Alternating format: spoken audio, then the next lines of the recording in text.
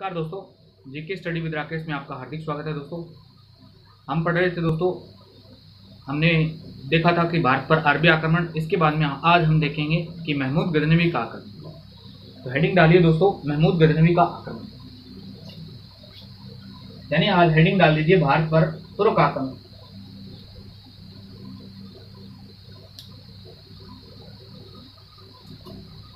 भारत पर तुर्क आक्रमण किसने किया था? तो आप सभी जानते हैं, भारत पर तुर्क आक्रमण किया था महमूद गजनवी। आज हम पढ़ेंगे महमूद गजनवी। महमूद गजनवी जो गजनी से आया था, इलियट के अनुसार इसने 17 बार आक्रमण भारत पर किया था।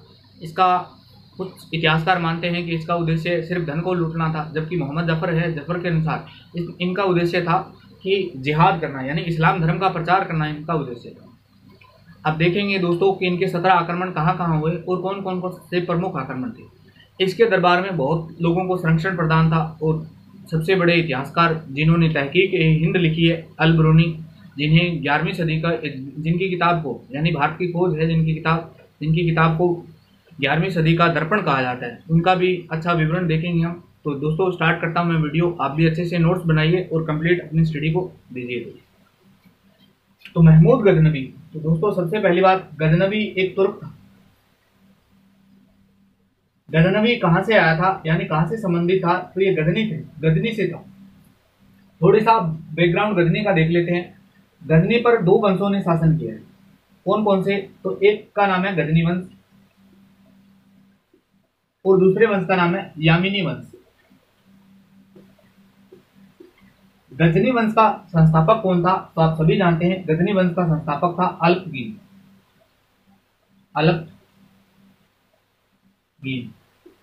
अल्पगीन के बाद में शासक बना था इसहाक। इसहाक के बाद में शासक बना था दोस्तों बलक्सगीन।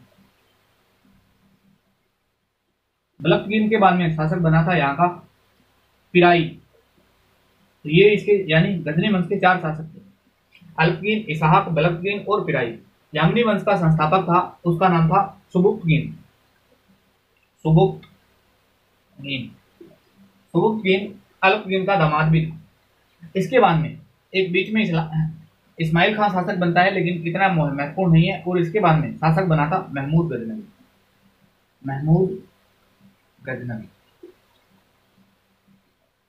मैंने बताया था कि महमूद गजनवी ने 17 बार आक्रमण किए थे भारत को।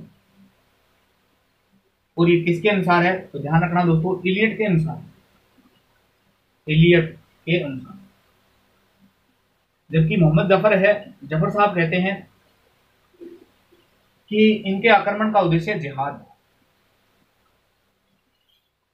तो यहां से हमारे 2 प्रश्न क्लियर हो जाते हैं कि पहली बात तो महमूद गजनवी एक तुर्क था और किस वंश से संबंधित था? तो महमूद गजनवी यामिनी वंश से संबंधित था। आज से कोई पूछे कि महमूद गजनवी का संबंध किस वंश से है, तो किस वंश से आएगा? यामिनी वंश से। अल्पगीन का टाइमिंग पीरियड पूछे तो टाइमिंग पीरियड ध्यान रखना 933 से लेकर 63 तक है, लेकिन इतना कोई नहीं पूछता। इन सभी का टाइमिंग पीरियड 63 से 67। इसके बाद में 67 से यहाँ शासक बनता है, जिसका टाइमिंग पीरियड रहता है 1970 से 77 तक, 1970 से 97 तक।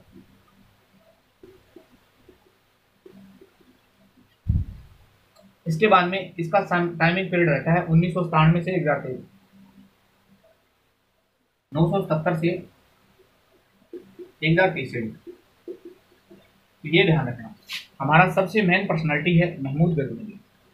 तो हेडिंग डाल लीजिए महमूद गजनवी। तो आज से पहली बात तो ये ध्यान रखना, महमूद गजनवी का संबंध किस वंश से है? तो किस वंश से संबंधित है? यामिनी वंश से। तो अब हेडिंग डाल दीजिए महमूद गजनवी। इसके बारे में हम डिटेल से पढ़ेंगे।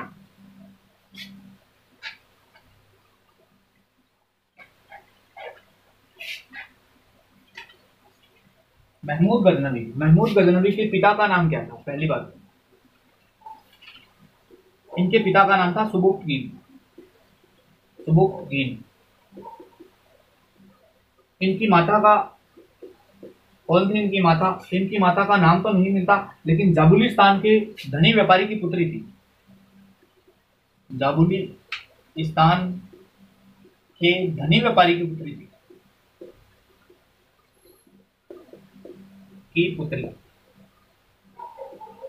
इसीलिए यानी जाबुलिस्तान, इनकी माता का संबंध था जाबुलिस्तान, इसीलिए इनको संज्ञा दी जाती है जाबुलिस्तान का सुल्तान।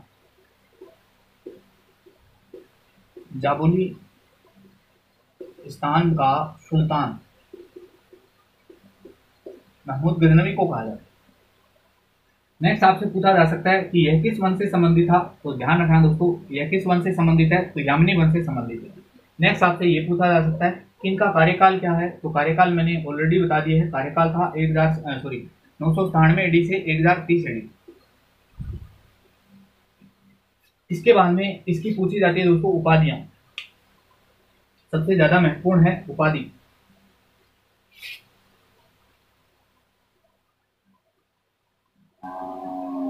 स्टार लगाना, सबसे ज्यादा अगर कोई प्रश्न पूछा जाता है तो महमूद गजनवी की उपाधि से पूछा जाता है, या तो उसके आक्रमण स्थापत्य कला से पूछा जाता है, या अलबरूनी से पूछा जाता है, या उपाधियों से पूछा जाता है। इतनी महत्वपूर्ण उपाधियां हैं।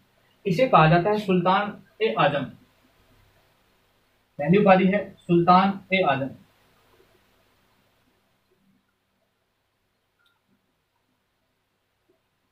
ये प्रश्न खूब पूछा जाता है कि प्रथम तुर्क जिसने सुल्तान की उपाधि धारण की थी, तो प्रथम तुर्क है जिसने सुल्तान की उपाधि धारण की थी। तो आप लिख लेना कि प्रथम तुर्क जिसने सुल्तान की उपाधि धारण की, सुल्तान की उपाधि धारण। अब इसने सुल्तान की उपाधि धारण क्यों की थी, तो ध्यान रखना, सिस्तान यानी पूर्वी ईरान, सिस्तान के शासक के राजा खल्फ बिन अहमद को हराकर, अहमद को हराया था, तब इसने उपाधि धारण की। यानी पूर्वी ईरान के शासक खल्फ बिन अहमद को हराकर इसने सुल्तान की उपाधि धारण की थी। सुल्तान ए आजम कहा जाता है इसे। तो आज से दोस्तों याद रखना कि सुल्तान, प्रथम तुर्क जिसने सुल्तान की उपाधि धारण की थी, तो प्रथम तुर्क जिसने सुल्तान की उपाधि धारण की उसका नाम था महमूद गजनवी। इसकी दूसरी उपाधि है इस्लाम का नायक। इस्लाम का नायक। और बहुत सारी उपाधियां हैं। इसे कहा जाता है बुत शिकन। बुत शिकन, बुत शिकन का मतलब होता है मूर्ति भंजक। तात्पर्य क्या होता है, मूर्ति भंजक, यानी इसने भारत में आया था और मूर्तियों को तोड़ा था। आप सभी जानते हैं कि इसने सोमनाथ पर अटैक हुआ था, सोमनाथ मंदिर को लूटा था, तो मूर्ति भंजक की उपाधि इसी को मिली थी, बुत शिकन कहा जाता है इसे। इसे कहा जाता है गाजी। अब गाजी क्या होता है, तो ये हम बाबर के, जब बाबर आएगा मुगल काल, मुगल एम्पायर पढ़ेंगे, तो बाबर ने भी गाजी की उपाधि धारण की थी, तो उस समय उसको डिटेल से पढ़ेंगे। इसे बगदाद के खलीफा ने 2 उपाधि दी। बगदाद के खलीफा ने 2 उपाधि दी। बगदाद के खलीफा ने इसे 2 उपाधियां क्या क्या दी थी, तो यामिनी इद उद दौला, यामिनी उद दौला, और दूसरी इसकी उपाधि थी यामिनी उल मिल्ला, यामिनी उल मिल्ला। यामिनी उद दौला का तात्पर्य होता है कि साम्राज्य का दाहिना हाथ, साम्राज्य का दाहिना हाथ। और यामिनी उद मिल्लाह का तात्पर्य होता है साम्राज्य का संरक्षक। यहां लिख देता हूं, साम्राज्य का संरक्षक। तो ये इसका प्रारंभिक इंट्रो था। महमूद गजनवी, आपसे कोई पूछे पिता का नाम पूछे तो सुबुद्दीन, माता का नाम पूछे तो जाबुलिस्तान के धनी व्यापारी की पुत्री थी। हालांकि नाम नहीं मिलता, उल्लेख नहीं मिलता, इसीलिए इनको संज्ञा दी जाती है। संज्ञा क्या दी जाती है, जाबुलिस्तान का सुल्तान कहा जाता है। किस वंश से संबंधित है, तो यामिनी वंश से संबंधित है। इनका कार्यकाल क्या है, तो इनका कार्यकाल है 1997 से लेकर 1030 ईस्वी तक। सबसे महत्वपूर्ण है उपाधि। पहली उपाधि क्या है, सुल्तान ए आजम। प्रथम तुर्क जिसने सुल्तान की उपाधि धारण की थी, तो यही है। सिस्तान के शासक का नाम था खल्फ बिन अहमद। खल्फ बिन अहमद को हराकर इस उपाधि को धारण किया जाता है इनके द्वारा। नेक्स्ट उपाधि है इस्लाम का नायक कहते हैं, क्योंकि मैंने बताया था कि मोहम्मद जफर के अनुसार इनका भारत पर अटैक यानी 17 बार आक्रमण किया, तो उसका मुख्य उद्देश्य क्या था, तो मुख्य उद्देश्य क्या था, जिहाद था। तो इसीलिए इनको संज्ञा दी जाती है इस्लाम का नायक। नेक्स्ट है बुद्ध शिकन। बुद्ध शिकन का तात्पर्य होता है मूर्ति भंजक, यानी मूर्तियों को तोड़ा था इसने। नेक्स्ट उपाधि धारण की थी गाजी। नेक्स्ट दो उपाधियां और है जो बगदाद के खलीफा द्वारा दी गई थी। यामिनी उद दौला। यामिनी उद दौला का तात्पर्य क्या होता है, तो साम्राज्य का दाहिना हाथ कहते हैं इसे। यामिनी उल मिल्ला, इसका तात्पर्य क्या होता है, तो साम्राज्य का संरक्षक। तो ये था महमूद गजनवी का प्रारंभिक इंट्रो। अब दोस्तों देखते हैं कि महमूद गजनवी के कार्यकाल में किस किस इतिहासकार, किस किस दरबारी विद्वान या कौन कौन ऐसे व्यक्ति थे जिनको संरक्षण मिला था। तो हेडिंग डाल लीजिए संरक्षण करता, यानी महमूद गजनवी के काल में किन किन लोगों को संरक्षण मिला।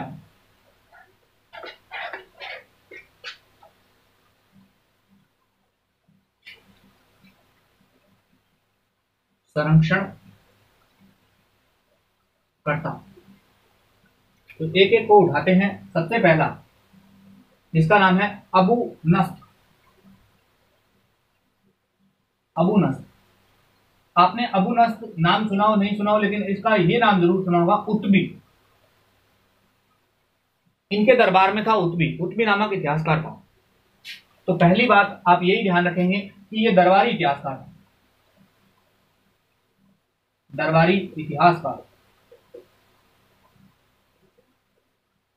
इनकी रचना का क्या नाम है, अगर ये इतिहासकार है तो इनकी रचना का नाम क्या है, तो तारीख ए यामिनी।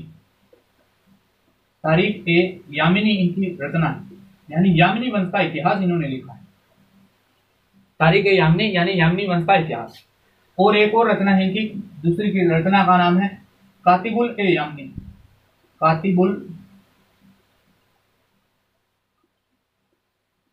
ए यामिनी। तो ये इनकी दो रचना है।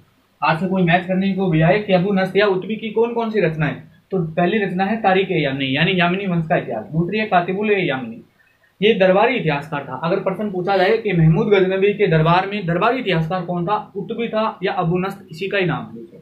नेक्स्ट है फिरदौसी।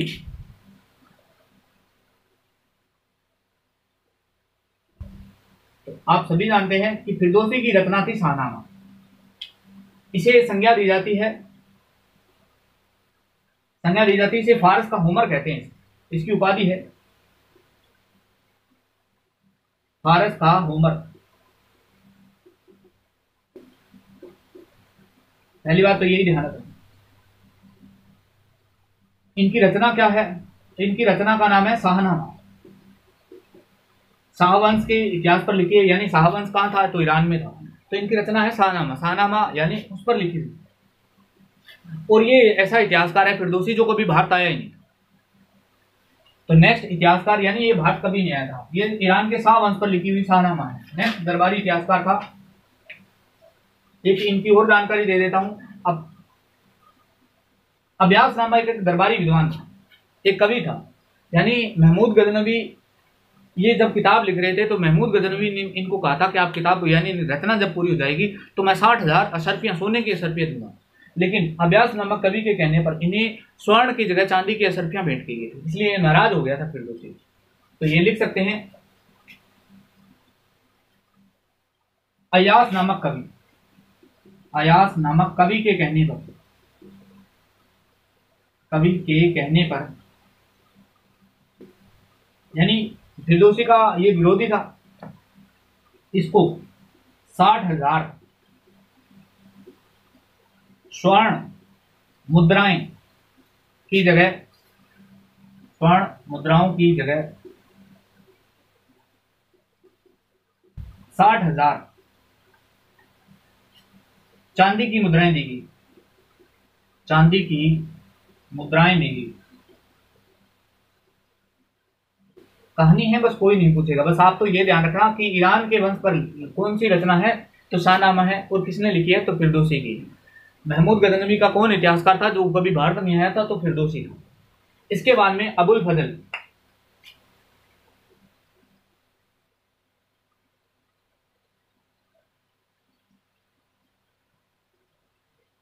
अबुल फजल, एक अबुल फजल आप सभी जानते हैं अकबर के दरबार में था, लेकिन अब इनका पूरा नाम था अबुल फजल बैताकी। अबुल फजल बैताकी। तो इन्हें पूर्व का पेपस लेनपुल नाम के एक इतिहासकार हुए हैं। लेनपुल ने इन्हें ये कहा है पूर्व का पोरो का पेपिये कहा है इनको, पोरो का पेपस, या तो यूं कह सकते हैं या इन्हें ये कह सकते हैं पूर्वीय श्री पेपिये, पूर्वीय श्री पेपिये। यानी लेनपुल ने इन्हें संज्ञा दी है, दो संज्ञाएं दी है, पूर्व का पेपस कहा जाता है या इन्हें कहा जाता है पूर्व का श्री पेपिये। तो ये भी ध्यान रखना। इनकी किताब का नाम क्या है, यानी इनकी रचना है। ये बहुत अच्छे इतिहासकार हुए थे और अच्छे कवि भी थे। तो इनकी रचना का नाम है तारिक ए मसूदी, तारिक ए मसूदी। ये गजनी के पिता के दरबार में भी थे, यानी उनके ऊपर इतिहास लिखा है। तो गजनी के पिता यानी महमूद गजनवी के पिता का नाम क्या था, तो सुबुक्तगीन, सुबुक्तगीन पर भी इन्होंने लिखा था तहकीक, सॉरी तारिक ए सुबुक्तगीन, तारिक ए सुबुक्तगीन। नेक्स्ट इतिहासकार है अल बरूनी, अल बेरूनी। अल बरूनी पे पूरा एक वीडियो आएगा, मैं तो यहां लिख देता, नेक्स्ट वीडियो में देखेंगे।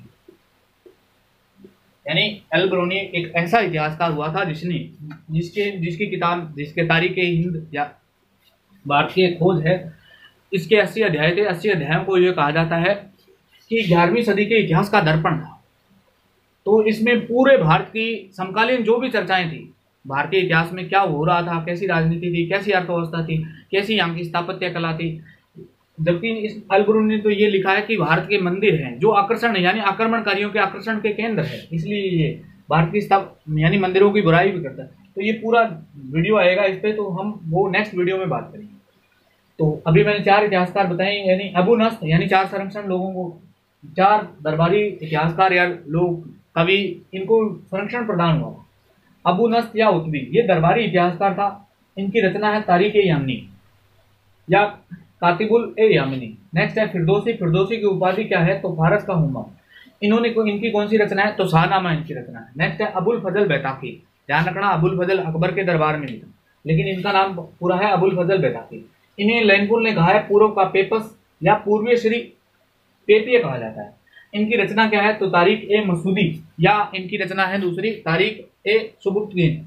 नेक्स्ट है अल बरूनी, अल बरूनी की किताब का नाम था तहकीक हिंद, जो हम नेक्स्ट वीडियो में देखेंगे। और कौन कौन से इतिहासकार थे, तो मिटा देता हूं।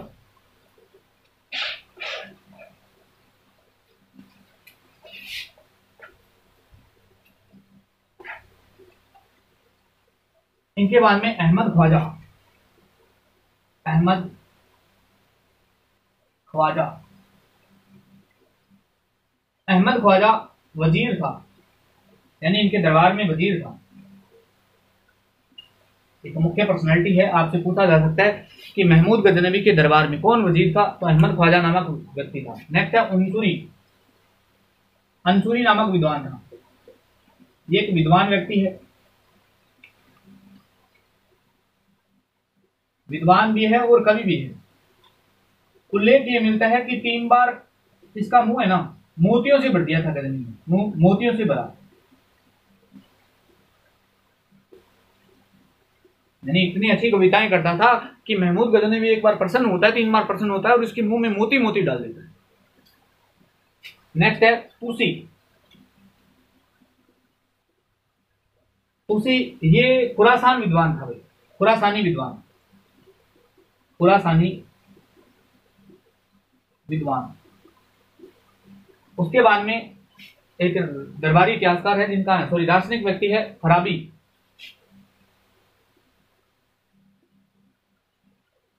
ये दार्शनिक था,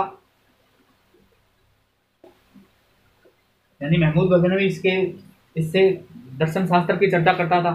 नेक्स्ट है सैयद सालार मसूद गाजी, सबसे मोस्ट है दोस्तों, सैयद सालार मसूद गाजी। आप सभी जानते हैं कि इनकी मजार बनी हुई है और भारत में बनी हुई है। ये इनका सेनापति था, पहली बात तो यही ध्यान रखना, ये इनका सेनापति था। दूसरी बात, इनकी मजार है ना वो बहराइच में बनी हुई है, मजार बहराइच। दिल्ली सल्तनत जब बढ़ेंगे तो दिल्ली सल्तनत में एक राजा आएगा फिरोज शाह तुगलक। फिरोज शाह तुगलक एक ऐसा शासक था जो सैयद सालार मसूद गाजी की दरगाह पर यानी मजार पर जाया करता था। तो मैं ये लिख सकता हूं फिरोज शाह FST इनकी मजार पर जाता था। फिरोज शाह तुगलक सैयद सालार मसूद गाजी की मजार पर जाया करता था।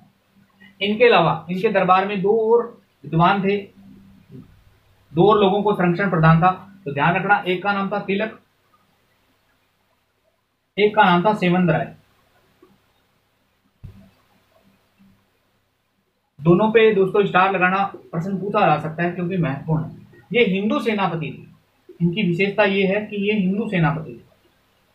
अब जब आक्रमण पढ़ेंगे तब इनकी डिटेल आएगी, इनका क्या योगदान है।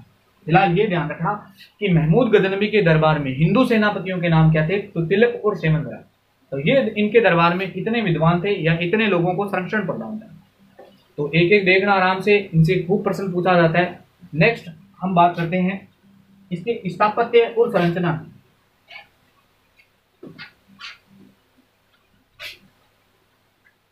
स्थापत्य और संरचना।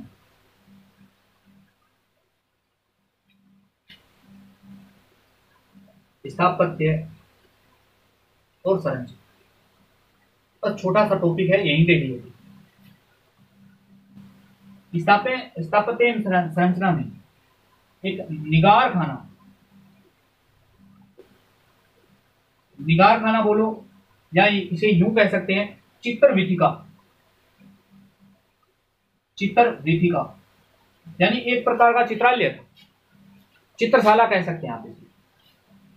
इंपोर्टेंट क्या है, तो महमूद गजनवी ने अपना एक आदमकद चित्र बनाया था जिसे नाम दिया गया था सबीर।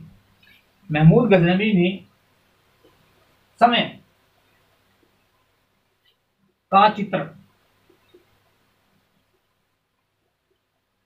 सबीर, बस ये नाम महत्वपूर्ण जिसके लिए हम पढ़ रहे थे, बनवाया। आज से कोई पूछे कि सबीर क्या है, बनवाया। तो सबीर क्या है, तो महमूद गजनवी का स्वयं का चित्र जो कहाँ है, निगार या चित्र वीथिका में बना है यानी चित्रशाला में। नेक्स्ट स्थापत्य में इसने गजनवी में दो चार चीजें बनवाई थी। पहली बात तो एक विश्वविद्यालय निर्माण करवाया, विश्वविद्यालय यानी कॉलेज बनवाया। दूसरी बात, इसने पुस्तकालय भी बनवाया। तीसरी बात, इसने और क्या बनाया था, अजायब घर बनवाया, अजायब घर। और क्या बनवाया था, इसने एक बनाया था मस्जिद सह मदरसे, मस्जिद सह मदरसे। मस्जिद सह मदरसे को दरबारी जो भी समकालीन मुस्लिम इतिहासकार हुए हैं उन्हें संज्ञा दी है, उन्होंने संज्ञा दी है पूर्व का आश्रय कहा है, पूर्व का आश्रय।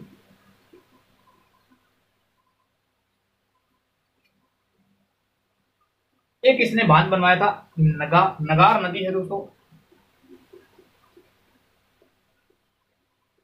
मैंने बताया था कि सुल्तान की उपाधि धारण की थी। इस नदी पर बाढ़ ए सुल्तान नामक बांध का निर्माण करवाया, बाढ़ ए सुल्तान नामक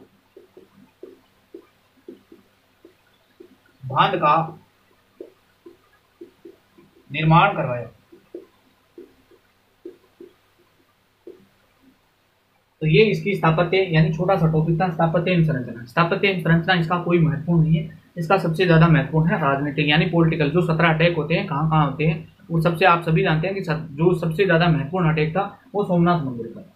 लेकिन फिर भी एक टॉपिक है, हम पढ़ रहे थे तो मैंने आपको बता दिया। पहली बात, निगार खाना को आप चित्रवीथिका कह सकते हैं या यूं कह सकते हैं चित्रशाला। महमूद गजनवी ने इस चित्रशाला में अपना स्वयं का एक चित्र बनाया था जिसे नाम दिया गया था सबीर। आज से कोई पूछे कि सबीर क्या है, तो महमूद गजनवी के स्वयं का चित्र है।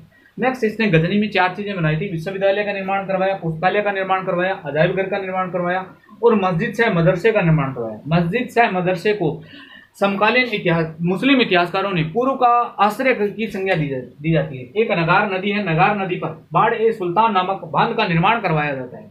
तो ये दोस्तों महमूद गजनवी के दरबार में हमने सबसे पहले इंट्रो पढ़ा, इंट्रो के बाद में उसके दरबार में किस किस लोगों को संरक्षण प्रदान था। नेक्स्ट बढ़ा हम इसकी स्थापत्य संरचना।